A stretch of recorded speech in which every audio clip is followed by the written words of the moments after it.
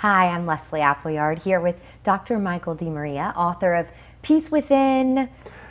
Clear your mind, open your heart, embrace your soul, and heal your life. It's a bit of a mouthful. It's a lot, yes. But we covered sort of the first few chapters of the book last time and talked about mindfulness and meditation and clearing your mind. So today we're going to explore Peace within the heart. Ooh. Yes, we all need that, right? Right. Yes. Well, so what's the difference then in peace, differentiating between your heart, mind, and body? Well, it's so important, Leslie. This is something that really is confusing to people. We talked a little bit last time that if you think about what's passing through our awareness all day long, it's usually one of three things: a sensation, a thought, or a feeling. So sensations are basically the body, and so the first part of the book is about peace within the body, which is becoming mindful of sensations in our body, becoming more mindful of our body. We start that with mindfulness of the breath. The next aspect is beginning to become aware of mindfulness of thoughts, the different thoughts we have throughout the day.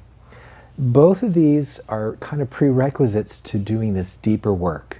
So when we begin to practice mindfulness of feelings, it can be like opening up Pandora's box, because in our culture, we make a terrible mess of feelings. I have a personal kind of issue with our culture because we're very feeling avoidant. We don't deal with feelings in our culture. We have a very poor understanding of feelings. We teach reading, writing, arithmetic in school, but we don't teach about how to identify, express, and communicate our feelings in a healthy way. And to be honest, one of the reasons we have such terrible problems with violence, from mass shootings to suicide, these are all motivated by feelings that are not being able to be worked through, processed, or understood. Now, at a more day-to-day level, we all struggle with difficult feelings. So peace within the heart is all about learning how to maneuver our emotional landscape. And how do you do that? What do you talk about in the book on how to do that? Well, there's a number of different ways. Everything in the book is built on kind of a developing one skill to be able to do the next skill.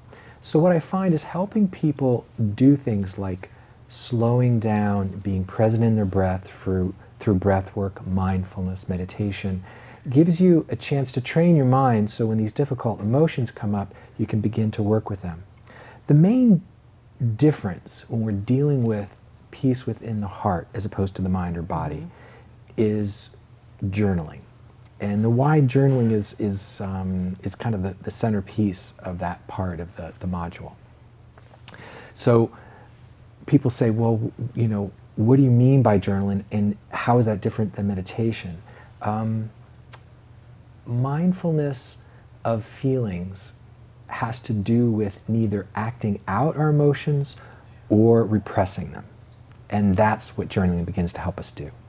So what are some tips? Do you guide people through how to journal or what to journal about? Talk to me about that. Absolutely. So what we call the Peace Within journal, you could also think of as a feelings journal. Okay? This is not a diary. All right, most people think of a journal as a diary. This happened today, da da da da da da. And you're kind of looking at your life kind of like a story, looking back on it and notating things. And many times when people really get involved with that kind of journaling or diary, they are worrying about grammar and punctuation. This is totally different, right? Okay. So this is what we think of as spontaneous, automatic, non-edited, free-flowing journaling. Okay, so I think of the word journal comes from the same word as journey. So if you're really doing peace within journaling, you're really taking a journey into yourself. And so the idea is kind of let go of that inner critic. Don't worry about punctuation. Don't worry about grammar, and just kind of let it fly, let it out. And what does that do for you? All right. What's the... Yeah, what's the payoff? Yeah. Right? Okay. So there's really only two dangers with emotions. Okay? So let's make it real simple. The two dangers with emotions are repressing them, pushing them down, not dealing with them, or acting them out. Okay, this is what people are doing all day long. Either, oh gosh, I don't want to feel that, Or it's like they feel something and they just, we all know this, like all of a sudden you just freak out on somebody, right? Yeah. You send that angry email or you... Never. Never. You've never done that, No. Leslie, I'm sure. I certainly have never done it. Of course I have. So, or acting it out can be yelling at your boss or your loved one, or when and all of a sudden it's like, oh man, yes, I was angry, but I didn't need to be so mean, or maybe I just said things I really regret now. That's acting out emotion. It's kind of like becoming your emotion.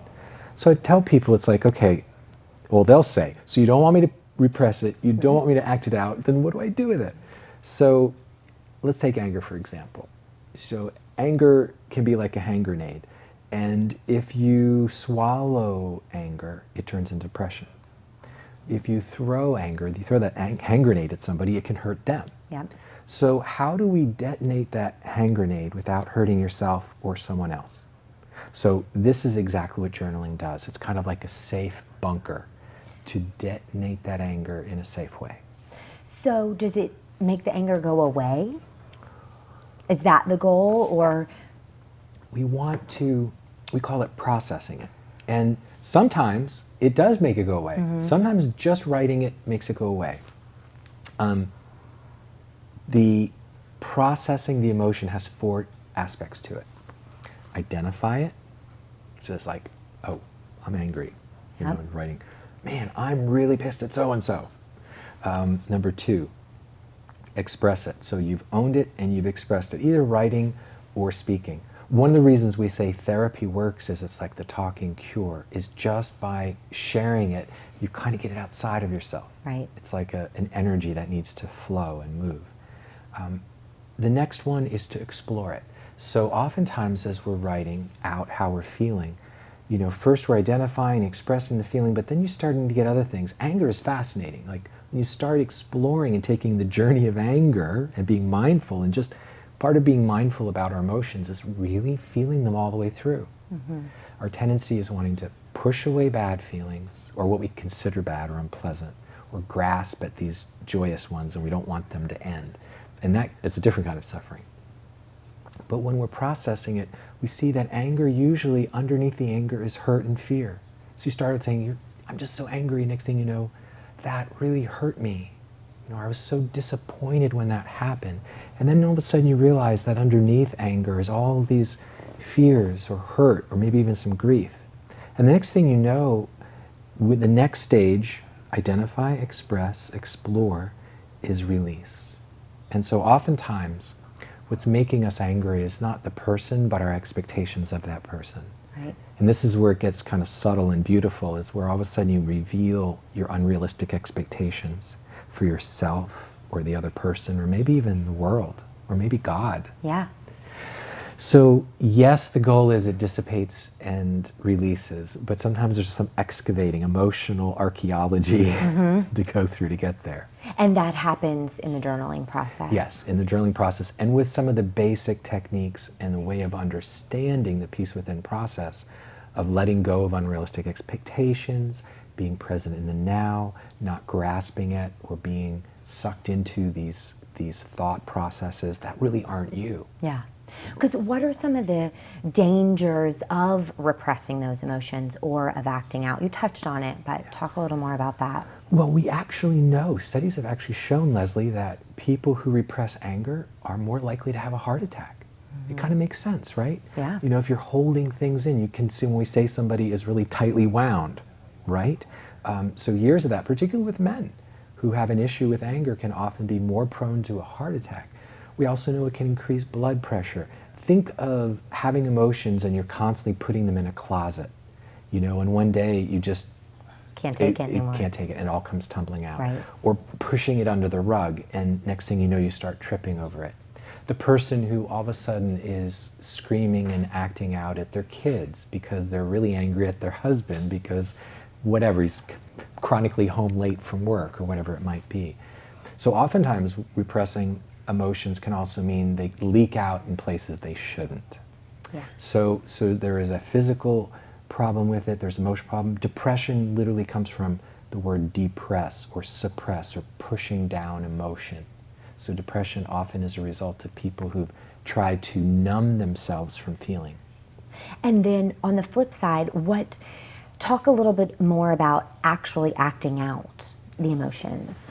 Well, of course, let's say somebody has some feelings, whether this can happen with sexual feelings, this can happen with addiction, this can happen with, where all of a sudden emotions become so great that the person impulsively, it's like they're discharging it without any mindfulness or clarity or consciousness. You can think of acting out as a lot of energy but little consciousness. So, we're all prone to doing things that really could be hurtful. And what happens then is it's very unskillful. So acting out an emotion is almost becoming one with the emotion, being nothing but that emotion at that moment. And that means usually we're going to be doing it pretty unskillfully. I mean, the most common example I like to give is road rage. Yeah. Who hasn't? All of a sudden somebody pulls in front of you and next You don't thing get road rage? Ever? Oh, never. No, it's such a great reminder though.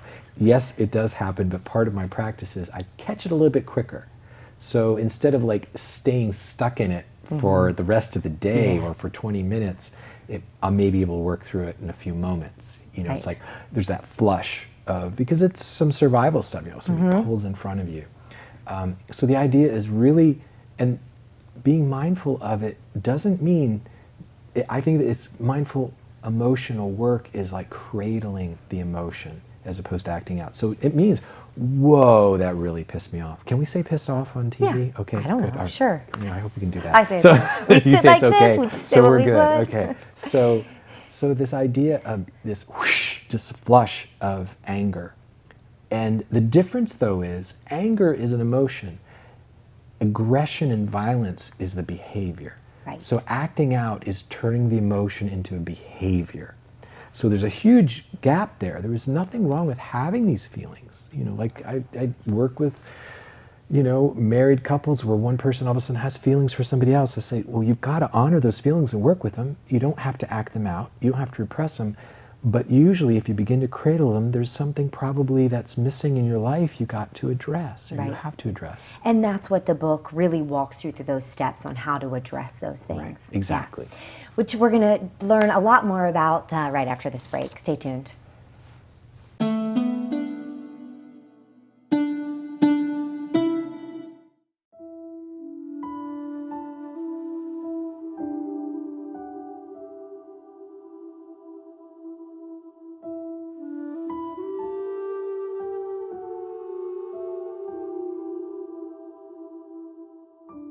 Hi, I'm Dr. Michael Brandt DeMaria, integrative psychologist and yoga meditation teacher, and this is your Mindful Moment with Michael. It's always great to be here with you. Today's topic is mindful feeling. Now, as a psychologist, this is near and dear to my heart and not easy to practice. Most of our time, we are pushing away unpleasant feelings and trying to grasp or hold on to pleasant feelings. This really creates a lot of suffering in our lives. I've always liked the phrase, "He who tries to bind to himself a joy does the winged life destroy, but he who kisses the joy as it flies lives in eternity's sunrise." This means that feelings are like the weather. They're moving in and out of us all the time, like weather patterns. And it's really important when we're practicing mindful feeling is to simply feel what we feel. Try not to push it away or try to make it last longer than it should. And really notice the sensations in your body with whatever you're feeling. Doing a journal where you can write down your feelings can be helpful. It can also helpful simply labeling your feelings as you're thinking about them or exploring them. So the important thing with mindful feelings is really be present to your feelings and feel them all the way through. That means allow them to be there, give them space, and naturally they'll pass like the weather. This has been your Mindful Moment with Michael. God bless you, be well, and I look forward to seeing you next time.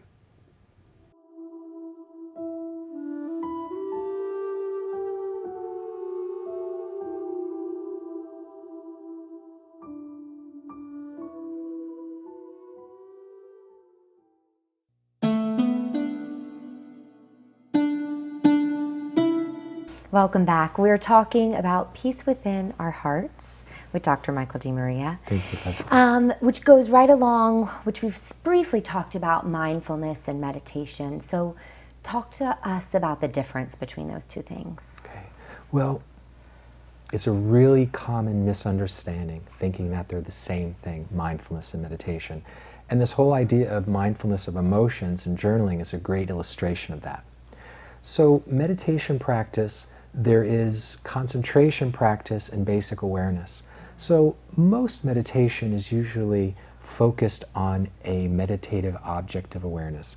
It may be a mantra, like Transcendental Meditation focuses on mantra meditation. You recite the thing over and over again. Sometimes it's focusing on the breath. Some people will concentrate on a candle.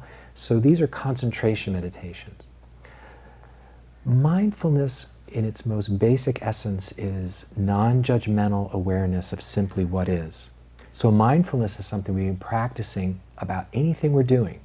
I can be being present right now. We can be doing a mindful interview. We're doing a mindful interview, which means trying to be very present in the here and now without judgment about what's present. Throughout everything. Throughout and that's everything. Really, that's exactly the point, is that we can be mindful all day long. Instead of having some little bit of time where we're setting aside to be meditating, we create a mindful stance towards our day. So mindfully walking, mindfully eating, mindfully showering, mindfully dating, all of these things you can be mindful of. When it comes to emotion, this is why the journaling practice is very powerful, because it creates kind of a vessel or a bit of a laboratory to be mindful of feelings, which are they can be messy, they can be difficult, they can be, you can't put them in a box and weigh them. So they really can be frustrating for people, in particular in our culture. So journaling is kind of a way to kind of cradle that emotion mindfully, which means non-judgmental, present moment awareness of, wow, I'm just going to let myself feel this.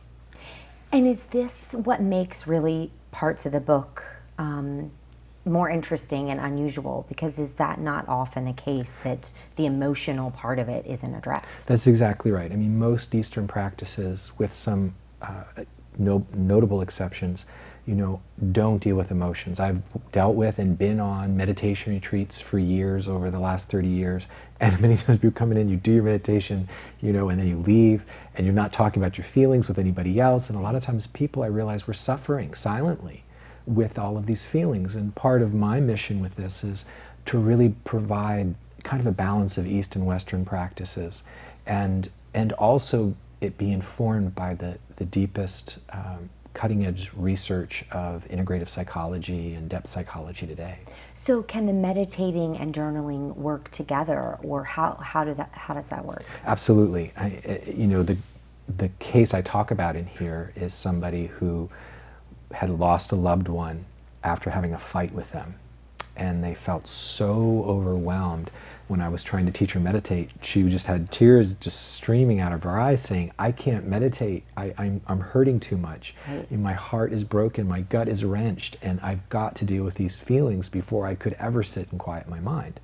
So by giving her these journaling exercises, she could begin to work with these emotions mindfully, and then she get to a place of meditating. I have this happen a lot of times. People might wake up in the middle of the night and their mind is just going, or they've got a lot of emotion. And they try to sit in their meditation space and they can't do it. So I say, okay, take out your journal and journal unedited, spontaneously until you can't write anymore.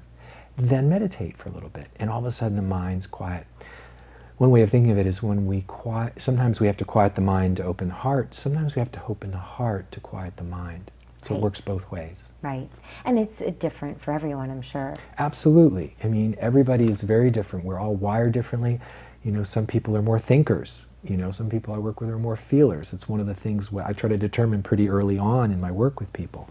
And so each one of them are going to need a bit of a different approach. The nice thing is the book addresses all those variations. Right.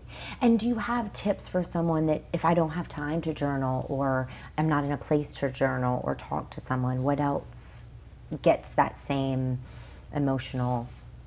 So I love the little audio memo thing on your phone. Oh yeah. And actually, because I live a pretty busy life, I've got a full life in a good sense of the word. I do have my time, but I'm writing all the time, and sometimes, I'm also working on music or poetry. So talking aloud, it's a talk aloud journal. Hit the audio memo button on your way home if you've got stuff going on in your head. And the key, again, the same principles, unedited, uncensored, just kind of like you were talking to a best friend or somebody you know, totally provided a sense of unconditional positive regard, support, without judgment, which is mindfulness. Right. And there's something in the book about it's the context, not that you're going to go back and read it. It's the process, not the context. That's exactly right. So two things, that's the current, not the content.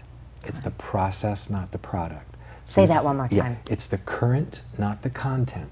Right. It's the process, not the product. This is really important. I'm so glad you brought this up, Leslie.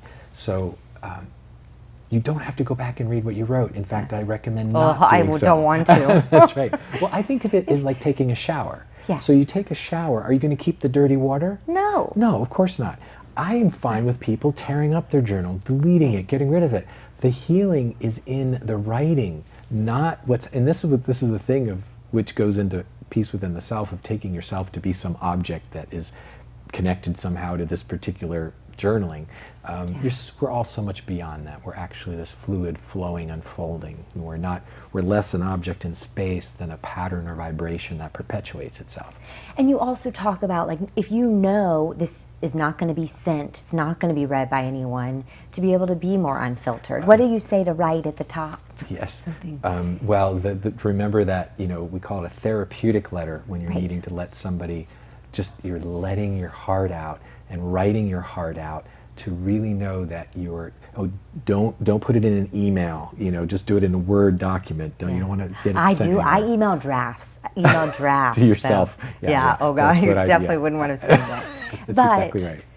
Yes. Yeah. So yeah, it's a way you're becoming your own best friend in this process. Befriending yourself, being a good buddy to yourself, learning how to unconditionally accept yourself.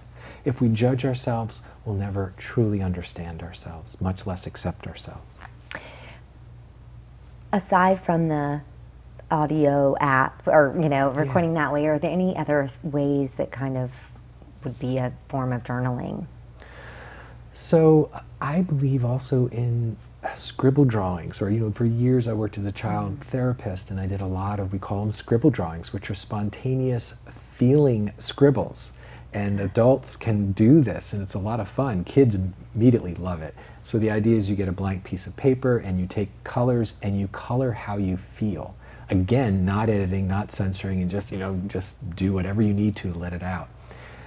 Any creative process actually could lend itself to this. You could dance it out. You could sing it out. Any of these kinds of creative processes are inherently healing, because the idea is it's about getting that energy flow and really connecting, because emotions are energy. Right.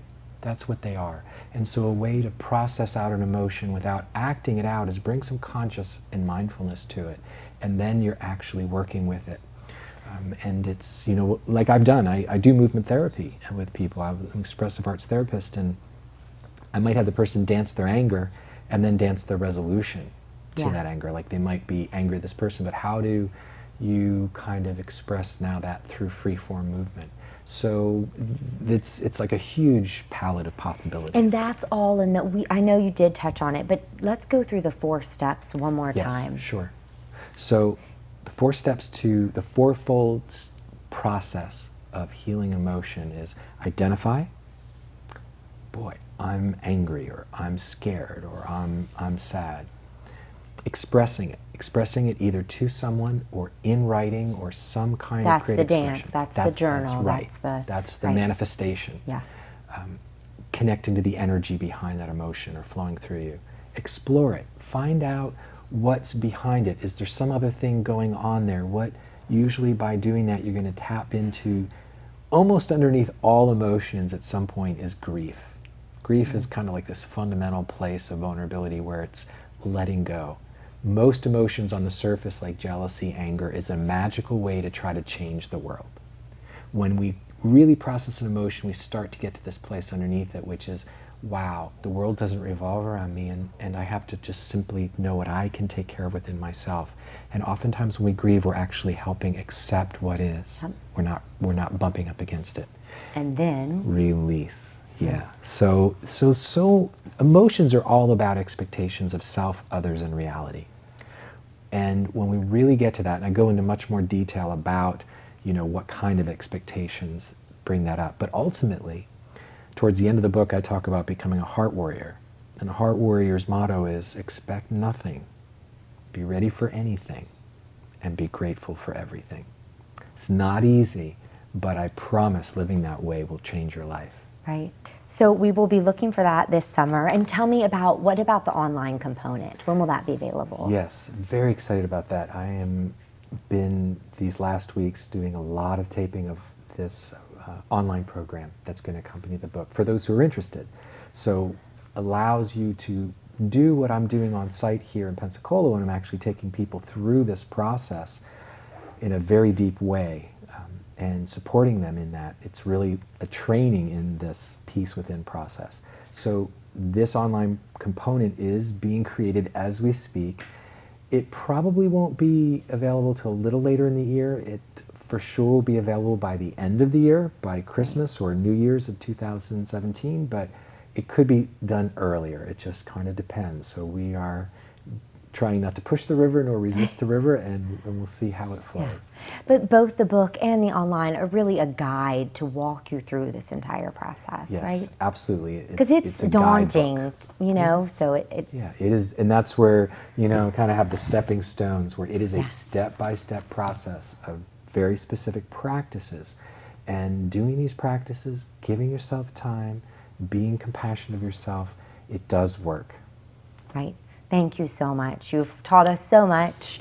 I think my heart feels good. My heart feels good. Yeah. Thank you, Leslie. All right. Thanks so much. Tune in next time.